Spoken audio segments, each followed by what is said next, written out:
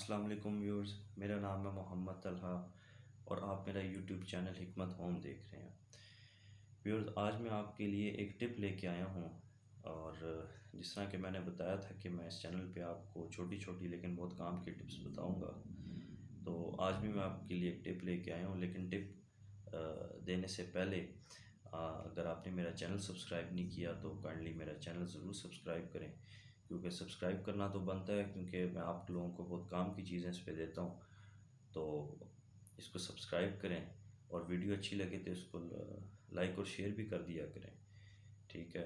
अच्छा, मैं आज आपको बताऊंगा कि अगर आपके कपड़े पे किसी किस्म का कोई दाग लग जाए, किसी किस्म का कोई भी दाग हो, ठीक है, आप चाहते हैं कि वो दाग भी ख़त्म हो जाए और कपड़े का रंग भी ख़राब ना हो, ठीक है, तो इसके लिए आपने करना ये है कि थोड़ा सा डीज़ल ले लेना, बिल्कुल मामूली सा, ठीक है, और उस दाग पे आपने वो लगाना है, उसको अच्छी तरह से वहाँ पे आपने उसको रगड़ेंगे अच्छी तरह से कपड़े को आपस में, ठीक है। इसको 2-3 मिनट करें, 2-3 मिनट बाद कपड़ा धो लें आप, तो इंशाल्लाह आपका कपड़ों का जो किसी किस्म का कोई भी दाग है तो वो दाग भी ख़त्म हो जाएगा और रंग भी ख़राब नहीं होगा, ठीक है। तो आज तक के लिए इतना ही।